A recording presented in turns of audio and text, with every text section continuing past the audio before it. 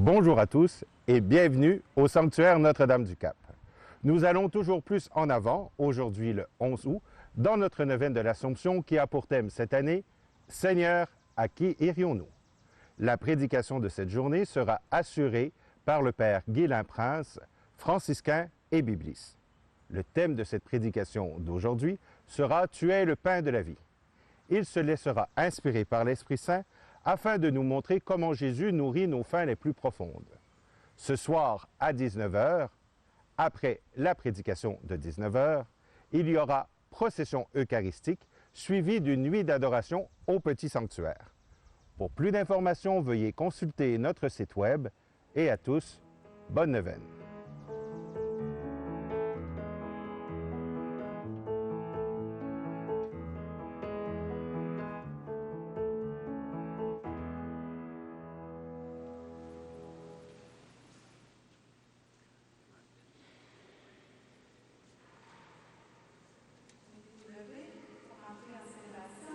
Dieu nous invite à son festin au numéro 13 du livret bleu.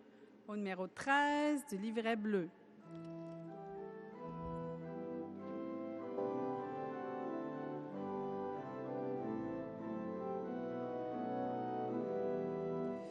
Dieu nous invite à son festin, table où lui-même se donne. Voici le pain pour notre faim, source de vie éternelle. Approchez-vous plein d'allégresse, ouvrez vos cœurs au Dieu vivant, en son amour, en sa tendresse, il vous appelle ses enfants. Dieu nous invite à son festin, table où lui-même se donne. Voici le pain pour notre faim, source de vie éternelle.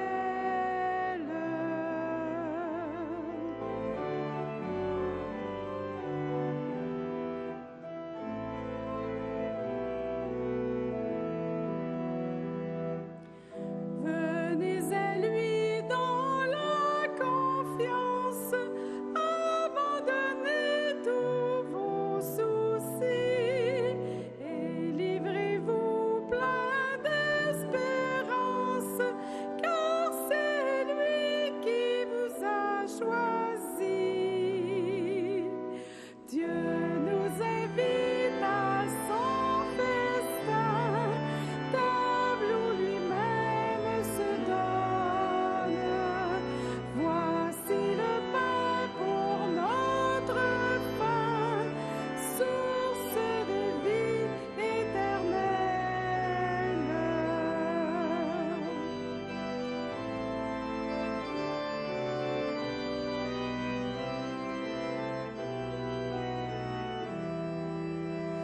Jésus a rendu témoignage par son offrande sur la croix.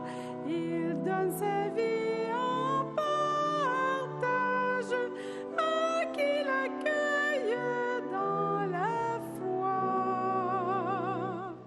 Dieu nous invite à son festin, table où lui-même se donne. Voici le pain pour notre faim, source de vie éternelle.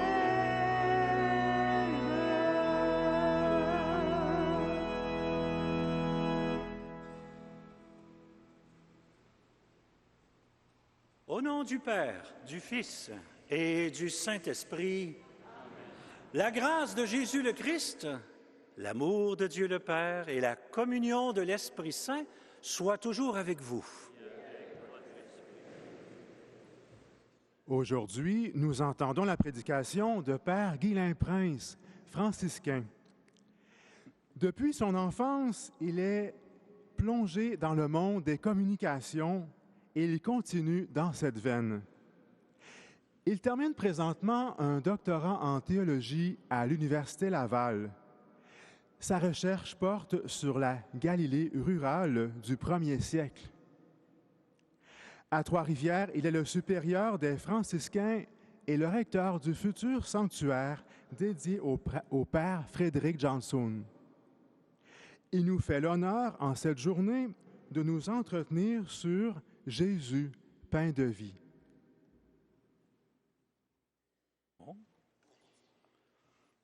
Après une présentation comme ça, j'espère que vous êtes impressionnés.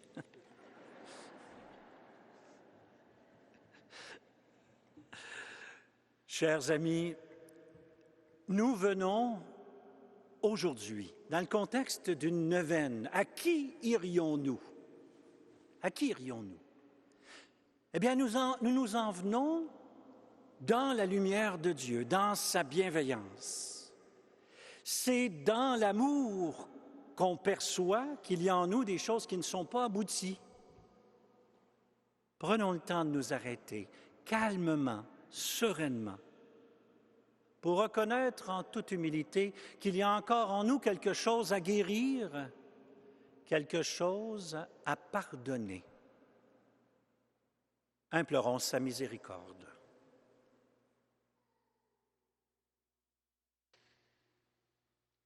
Seigneur Jésus, envoyé sur nos chemins pour nous révéler le dessein du Père, prends pitié de nous. Ô Christ venu dans le monde pour tracer le chemin de la vie, prends pitié de nous. Seigneur, ressuscité assis à la droite du Père, où tu intercèdes pour nous, prends pitié de nous. Que Dieu, dont l'amour est tout-puissant, nous fasse miséricorde, qu'il nous pardonne nos péchés, nous conduise jusqu'en vie éternelle. Prions. Seigneur Dieu, dans le mystère pascal de ton Fils unique, tu as accompli la rédemption du genre humain. Nous te prions humblement, puisque dans la célébration de ce sacrement, nous annonçons avec foi la mort et la résurrection du Christ. Fais que nous ressentions, par l'intercession de Sainte Claire, davantage les œuvres de ton salut. Par Jésus-Christ, ton Fils, notre Seigneur, qui vit et règne avec toi dans l'unité du Saint-Esprit, Dieu, pour les siècles des siècles. Amen. Amen. Chantons l'acclamation.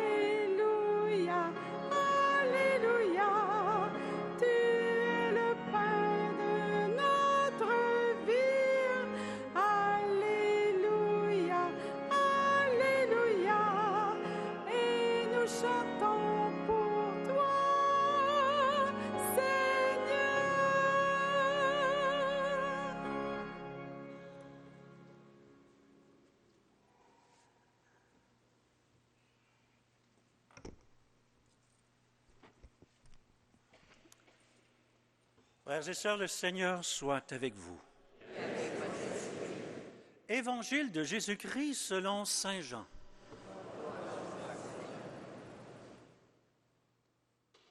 En ce temps-là, Jésus disait aux foules des Juifs, « Moi, je suis le pain vivant, qui est descendu du ciel. Si quelqu'un mange de ce pain, il vivra éternellement.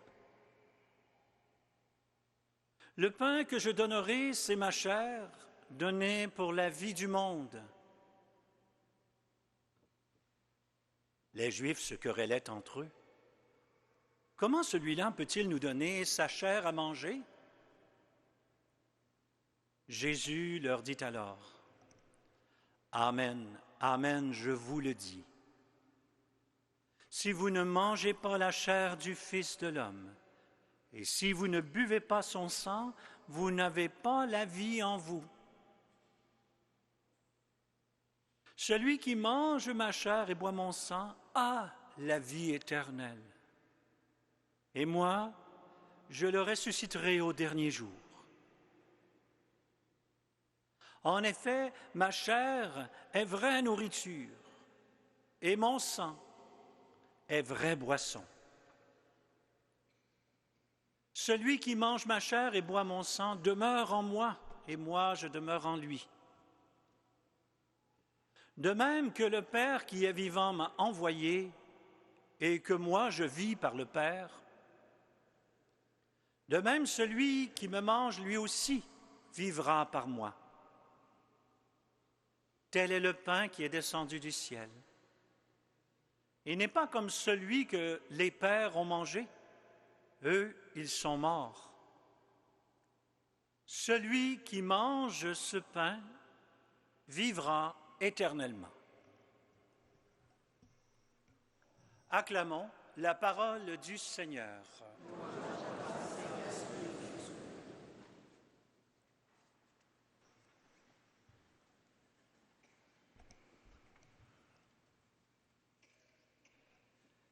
Frères et sœurs, à mon tour, il me fait grand plaisir de vous souhaiter une immense bienvenue, soit parce que vous êtes présents ici à cette basilique, ou que nous réussissons à vous rejoindre par l'intermédiaire des ondes.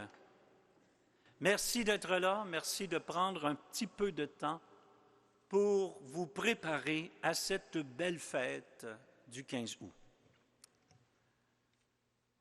Chers amis, par un heureux concours de circonstances, je ne crois pas que les organisateurs l'avaient entrevu, mais aujourd'hui, le 11 août, c'est la fête du deuxième poumon de la tradition franciscaine. En effet, vous le savez, je suis franciscain, et vous savez que les franciscains sont les fils de saint François d'Assise. Ça, vous le savez déjà. Ce qu'on connaît moins, c'est Claire d'Assise, qui est à l'origine des Clarisses, mais aussi, on peut dire, le maître à penser du courant des spirituels dans la tradition franciscaine. On connaît très bien saint François par ses nombreux écrits, par ses gestes qu'il a posés, car de son vivant, les gens avaient pleinement conscience d'avoir affaire à un saint vivant, un saint qui passait parmi eux. Si bien que partout en Italie, il y a des petites chapelles qui disent, bon, ben ici, saint François a parlé aux oiseaux, là, il a parlé aux poissons, là, il a créé tel événement, il est arrivé telle chose. De son vivant, partout jaillissaient des petites chapelles qui rappelaient des événements. Et comme il a voyagé beaucoup, eh bien, il y en a partout. Saint François a réservé un de ses plus beaux écrits sur l'Eucharistie. Et si je suis ici, chers amis, aujourd'hui, c'est à cause de Saint François, parce que les 2 premières années de mon cheminement de foi, entre 17 et 19 ans, j'étais entre des églises évangéliques, pentecôtistes et catholiques. J'alternais. je participais à des groupes des 3 églises. Et si je suis ici devant vous, c'est grâce à saint François, qui, dans un de ses plus beaux écrits, fait le parallèle merveilleux entre Noël et l'Eucharistie. Et même si c'est écrit dans un langage du Moyen Âge, ce que François nous raconte dans ce petit sermon qu'on appelle des admonitions, c'était donc des petits enseignements qu'il donnait aux frères, eh bien, est encore aujourd'hui pleinement lumineux.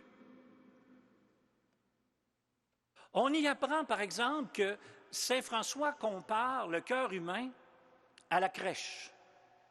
Et comme autrefois, Jésus est descendu à la crèche, de même manière, à chaque fois que nous venons à l'Eucharistie, le très haut, le très grand, le tout-puissant se fait tout petit, minuscule, humble, il est à notre merci, comme un enfant.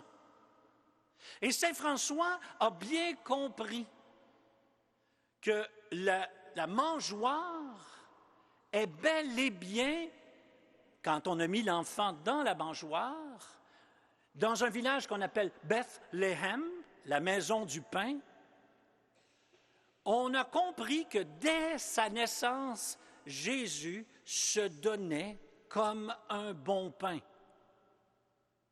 comme quelqu'un qui s'offrait dès l'origine, dès les débuts de sa vie. Et donc, pour saint François, il y a un lien très, très profond. On appelle ça les 3 C franciscains. Hein?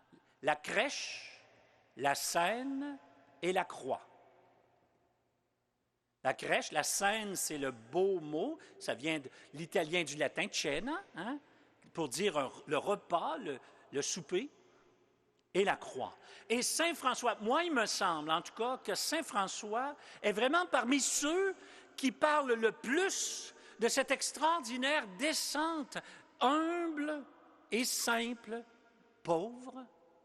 Celui qui se fait le plus petit est en fait le plus grand.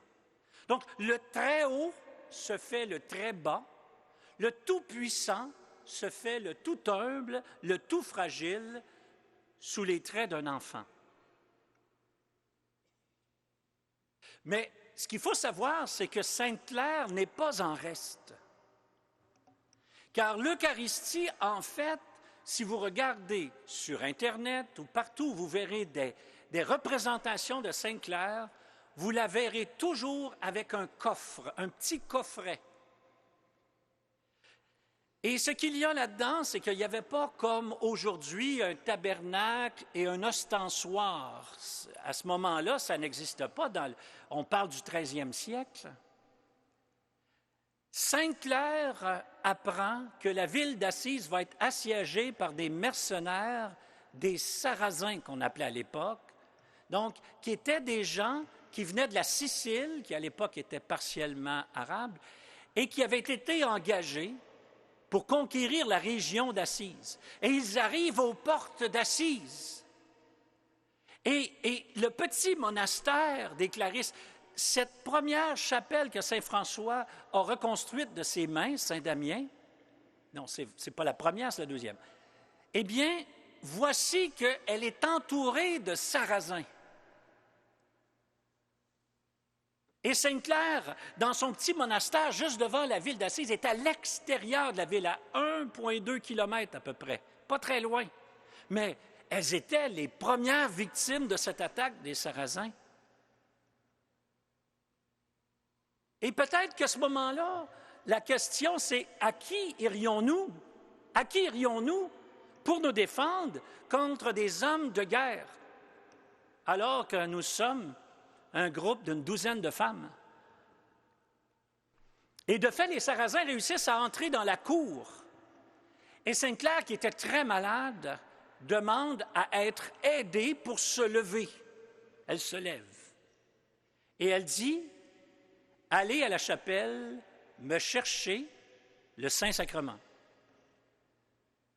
Donc les sœurs arrivent avec ce petit coffret, donc ce coffret, et elle est là, tremblante, se tenant debout, avec comme seule protection le Saint-Sacrement, puis derrière elle, ses sœurs. Et pendant que ses sœurs tremblaient, elle a dit, « Ne vous inquiétez pas, rien ne va nous arriver. » Et non seulement entend-elle qu'il ne lui arrivera rien au monastère, mais elle entend aussi que la ville d'Assise sera préservée. Encore aujourd'hui, la protectrice de la ville d'Assise, c'est Sainte Claire. Sainte Claire, marchant malade vers le Saint-Sacrement. Sainte Claire, marchant, tremblante, devant des hommes de guerre. Et pour une raison qu'on ne s'explique pas autrement que l'intervention divine, la troupe est dispersée, non seulement ne s'attaque-t-elle pas au monastère, mais ne s'attaque pas non plus à la ville. À qui irions-nous? Quand, dans notre existence, nous sommes exposés à des situations qui créent en nous de l'inquiétude, qui créent de l'angoisse, vers qui nous tournons-nous? Et Jésus pose cette question-là aux disciples, puis il vous la pose avec autant de force, autant de vigueur aujourd'hui. Êtes-vous de ceux qui partez dans toutes les directions? Quand une interpellation arrive, quand quelque chose nous arrive, qui crée en nous de l'inquiétude, de l'angoisse, quand on ne sait pas où aller, est-ce qu'on a un réflexe de retourner à la source, de retourner à Dieu? Qu'y a-t-il? Qu'est-ce qu'il y a en nous comme réflexe? Et cette question-là est très importante. Saint François, grand marcheur devant l'Éternel, grand amoureux de l'Eucharistie. Sainte Claire, malade, qui se lève et qui marche, qui va à la rencontre de l'autre et qui amène avec elle son Seigneur. Dans une retraite que je donne sur l'Eucharistie, je l'appelle le repas des marcheurs. Et je fais tout un retour, parce qu'on n'aura pas le temps après-midi, parce que c'est une retraite de 6 jours. Mais c'est pour vous dire à quel point c'est profond l'Eucharistie. On remonte dans l'histoire, on remonte jusqu'à la Genèse. Abraham et ce fameux roi, Melchisédek, qui, après une victoire d'Abraham, présente le pain et le vin. On remonte jusqu'à l'Exode. Ben oui, l'Exode, quand le peuple, la nuit où il doit sortir d'Égypte, va prendre du pain et du vin, va faire cuire un agneau, va devoir manger, comment? Sandales aux pieds, bâton à la main, avec une ceinture autour des reins, prête à partir. Pourquoi? Parce que le repas de la Pâque, c'est le repas qui va les propulser vers la liberté. C'est le repas de la libération. On passe de la servitude, de l'esclavage, à l'alliance avec Dieu. Et c'est ce repas-là qui est la charnière. C'est ça qui est le point tournant. Cette nuit-là, où nous avons mangé un repas de liberté, un repas qui nous ouvrait la porte du salut. Et il faut toujours se rappeler que quand Jésus fait la première Eucharistie, c'est en tant que pèlerin. Il est en pèlerinage à Jérusalem à ce moment-là. Comme vous, aujourd'hui, vous vous êtes laissé déranger. Vous êtes sortis de vos habitudes, de votre vie quotidienne. Peut-être le faites-vous pendant même 9 jours. Et cet espace que vous créez, en vous déplaçant, n'oubliez jamais que le principe du pèlerinage, c'est quand je me déplace à l'extérieur, je crée de l'espace à l'intérieur. Je fais de l'espace à l'intérieur de moi. Quand tout change, et ça, c'est des gens qui vont à Compostelle qui peuvent nous raconter ça avec précision. Quand tout change à l'extérieur, quand les paysages changent, quand les gens changent, quand les circonstances, les événements changent, c'est à l'intérieur qu'on doit chercher sa solidité. Où cherches-tu ta solidité? D'où vient ton assurance? Est-ce que tu as tendance à t'accrocher à des choses extérieures?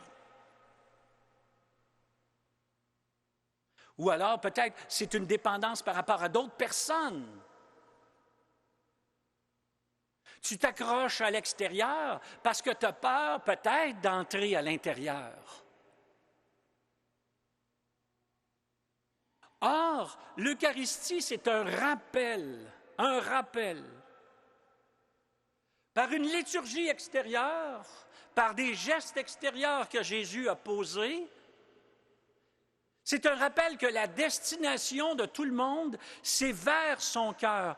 Nous sommes invités à descendre.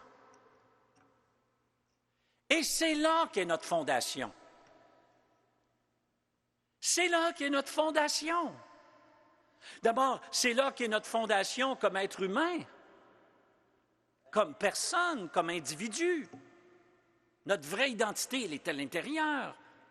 Pas juste ce qui est épidermique puis les petites réactions rapides. Là. Non.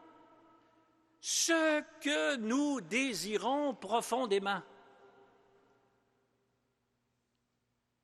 Parfois dans les évangiles, ou encore dans les épîtres de Paul, il y a cette idée du monde. Cette idée du monde. Puis on a l'impression que le monde, c'est à l'extérieur de nous. On a toute une surprise. En fait, le monde est en dedans de nous. La jungle des attraits puis des dispersions se trouve en nous. Et c'est pour ça que l'Évangile de Jean est si intéressant. Le texte que je viens de lire, c'est tout simplement pour nous dire que Jean, là, utilise un langage très cru, très direct. On l'atténue en français. Mais lui, il parle littéralement de croquer le pain. De le croquer, là, de mordre dedans à belles dents.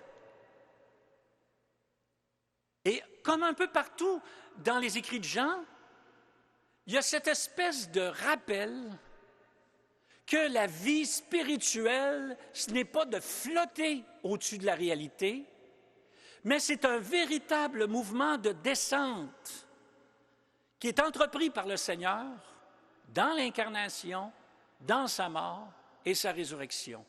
Et c'est ce même itinéraire descendant que Dieu prend quand il vient jusqu'aux portes de notre bouche et qu'il descend en nous pour nous rappeler que le chemin de notre vie spirituelle est vers le bas. Il y a de toute époque des gens qui ont cherché à fuir leur humanité, à faire semblant qu'ils n'étaient pas des êtres humains, qu'ils étaient quelque part entre ciel et terre, comme s'ils étaient des anges. Je vous invite, comme François, comme Claire, à descendre, à aller vers le bas, jusque dans l'épaisseur de votre humanité, parce que c'est là que Dieu vous attend. C'est là qu'il est. Cherche-le pas à l'extérieur, cours pas après 56 patentes, il est vers le bas et par en dedans. Que le Seigneur, chers amis, vous fasse la grâce de vous poser sérieusement la question: vers qui vais-je me tourner? Où est-ce que je m'en vais? Où est-ce que je m'en vais? J'espère que tu l'entends, cette parole, aujourd'hui. À qui irions-nous, Seigneur? C'est toi qui as la parole de vie éternelle. En toi, aujourd'hui, maintenant, le Seigneur veut faire germer un germe d'éternité, mais c'est par en dedans que ça se trouve. C'est là que ça se trouve. Et pour y aller, il faut faire silence, s'arrêter. Il faut faire taire le bruit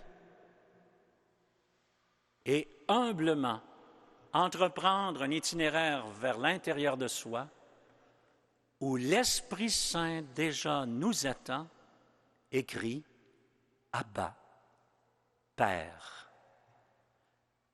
Ton cœur est un sanctuaire où Dieu t'attend déjà.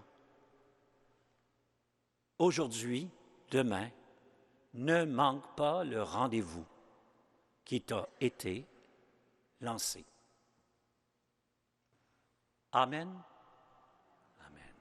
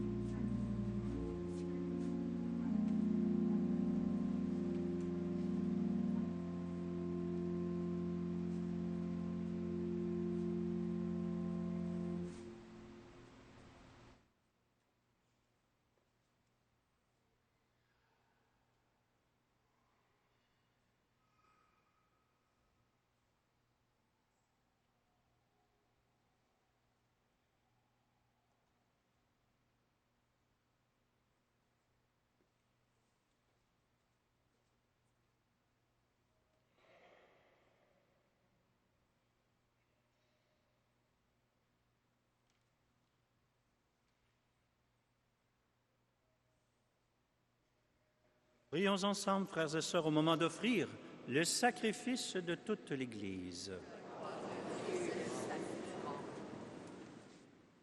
Seigneur Dieu, par ces offrandes, nous nous présentons nous-mêmes, afin que par ton esprit nous devenions des acteurs de ton royaume. Que ce pain et ce vin transformés nourrissent en nous la vie éternelle. Par Jésus le Christ, notre Seigneur. Le Seigneur soit avec vous. Élevons notre cœur. Nous le tournons vers le Seigneur. Rendons grâce au Seigneur notre Dieu. Cela est juste et bon.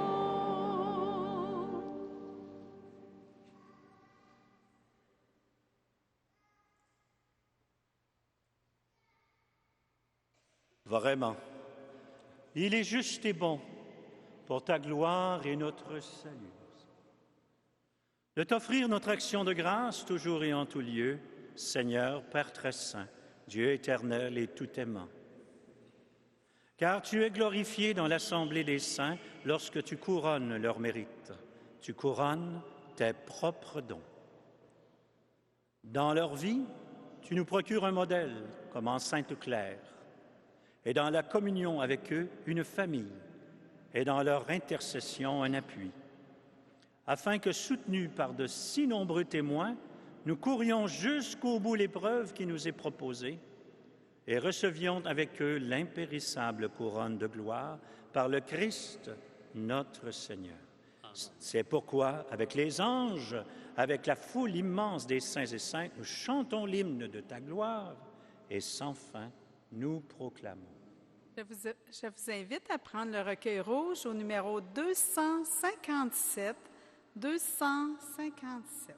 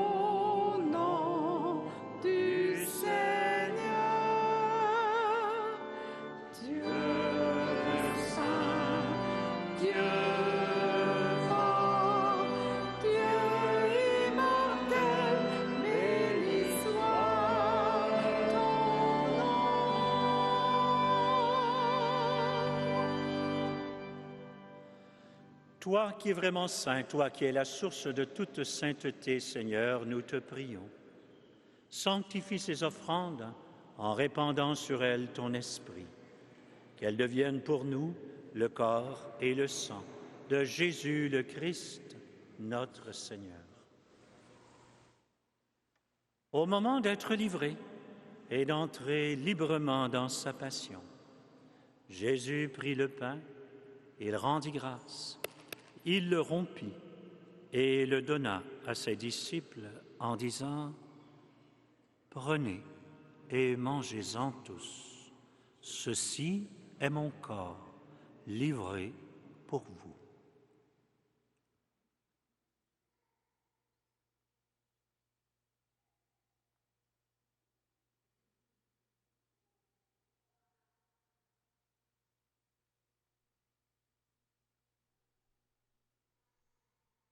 De même, après le repas, il prit la coupe.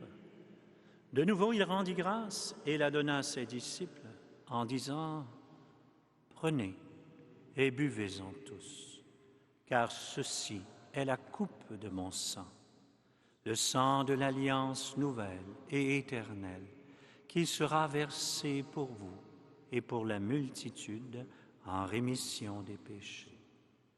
Vous ferez cela en mémoire de moi.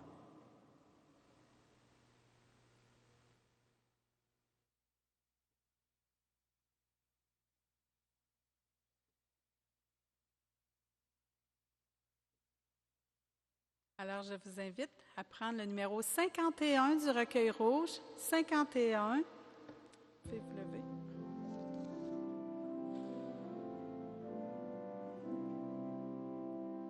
Christ est venu, Christ est né, Christ a souffert, Christ est mort, Christ est ressuscité, Christ est vivant, Christ reviendra, Christ est là, Christ reviendra, Christ est là.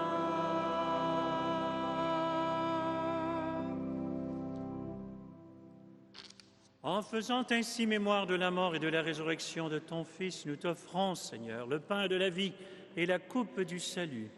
Et nous te rendons grâce, car tu nous as estimés dignes de nous tenir devant toi pour te servir. Humblement, nous te demandons qu'en ayant part au corps et au sang du Christ, nous soyons rassemblés par l'Esprit Saint en un seul corps.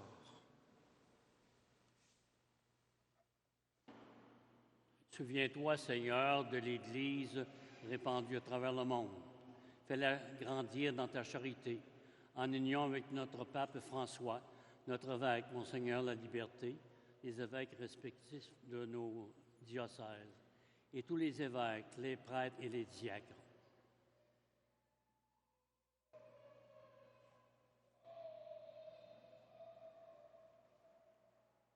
Souviens-toi aussi de nos sœurs et nos frères qui se sont endormis dans l'espérance de la résurrection. Et souviens-toi dans ta miséricorde de tous les défunts. Père, nous te confions en cette Eucharistie Paul-Aimé Saint-Cyr, Jean-Paul Lépine et Thérèse Frenette Lépine.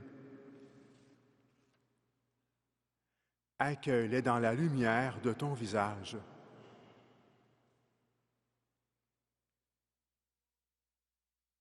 Et sur nous tous, enfin, nous implorons ta bonté.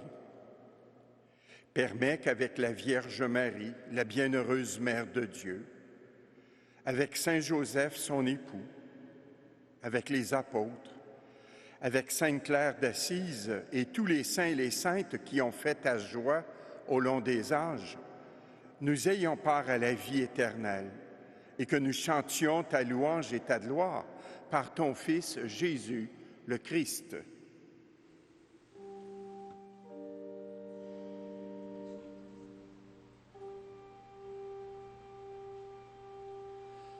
Par lui, avec lui et en lui, à toi, Dieu le Père Tout-Puissant, dans l'unité du Saint-Esprit, tout honneur et toute gloire pour les siècles des siècles.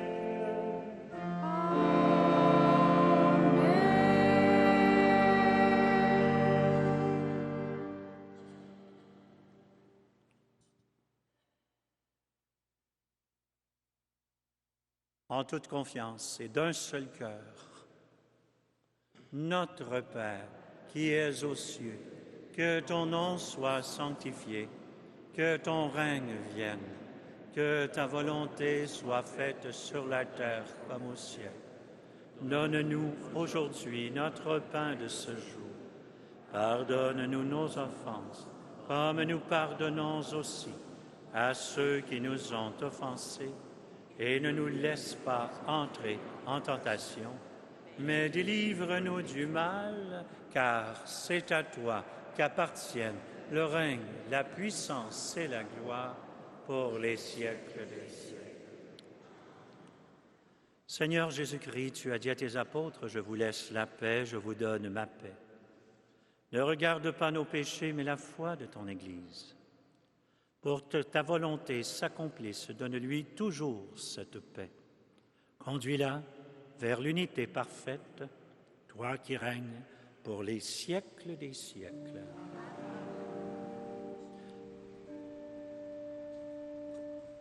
Que la paix soit avec vous. Et avec votre esprit. Offrons à ceux qui nous entourent un signe de paix.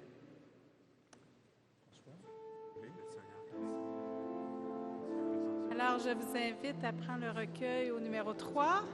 Numéro 3. Nous prendrons le couplet numéro 2. Agneau de Dieu, tu rassembles les peuples comme les grains sur les collines, viennent se fondre au même pain.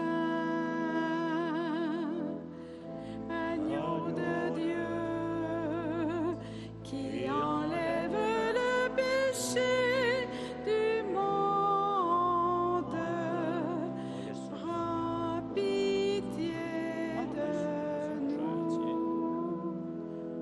Prends pitié de nous. Agneau de Dieu, tu nous as rendus libres et tu nous as donné la vie pour mieux nous dire ton amour. Agneau de Dieu, qui enlève le péché du monde, donne-nous la paix.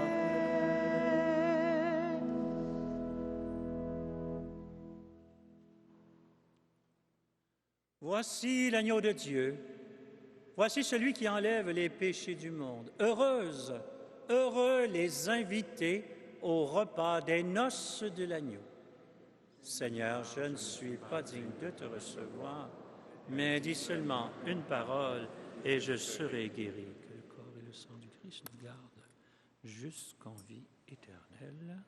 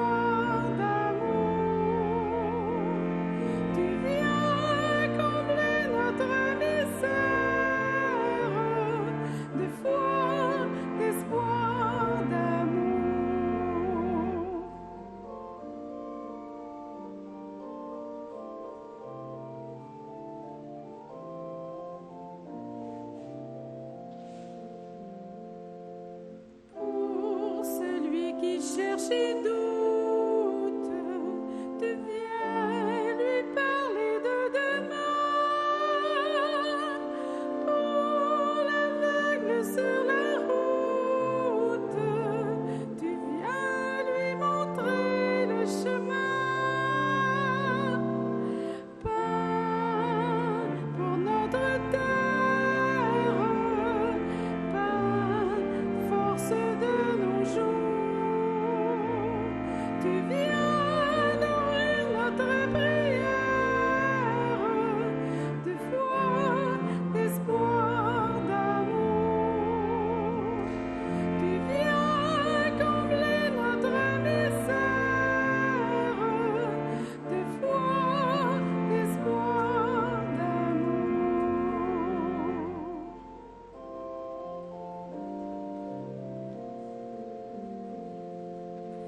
Pour le cœur des ténèbres, tu viens donner lumière et vie.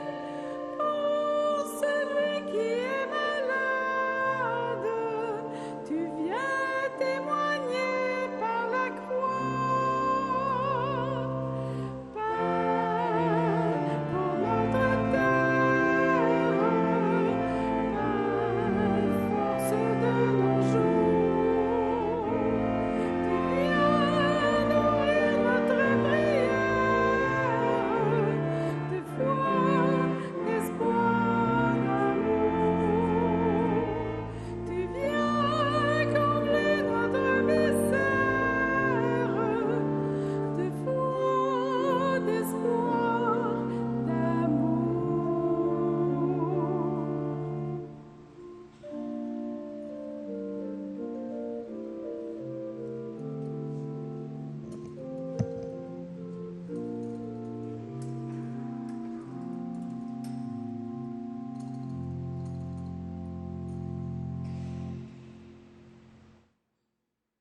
Seigneur Dieu,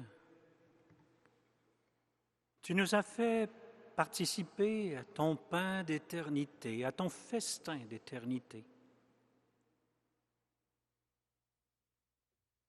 Et nous entreprenons maintenant, parce que c'est le moyen que tu as choisi, d'intégrer notre corps, notre cœur, notre esprit, tout notre être, tout ensemble, ne formant qu'un seul corps. Nous empruntons le même chemin d'intériorité et nous allons à ta rencontre, toi qui nous attends. Que le plus intime de nous-mêmes fasse ta rencontre et que ce soit lumineux de toi que nous puissions nous tourner vers nos frères et sœurs. Par Jésus le Christ, notre Seigneur.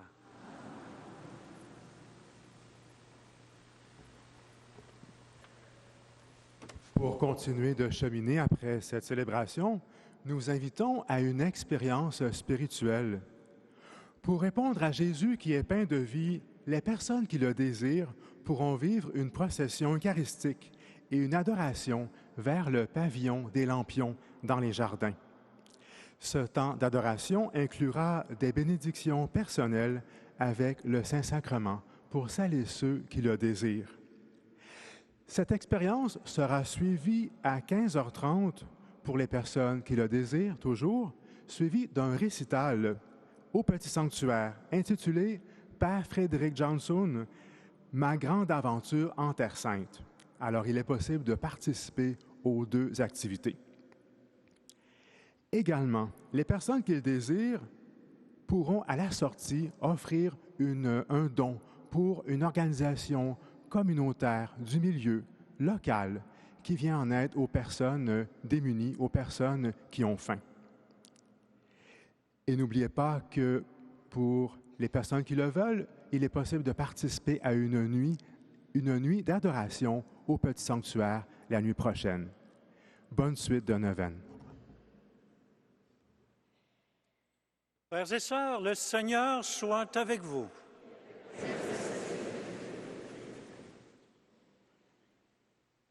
Que Dieu tout-aimant vous bénisse, le Père, le Fils et le Saint-Esprit. Allez en paix et glorifiez le Seigneur par tout votre être. Nous rendons grâce à Dieu. Alors, un dernier chant au numéro 294 dans le livret rouge, « Toi Notre-Dame », 294.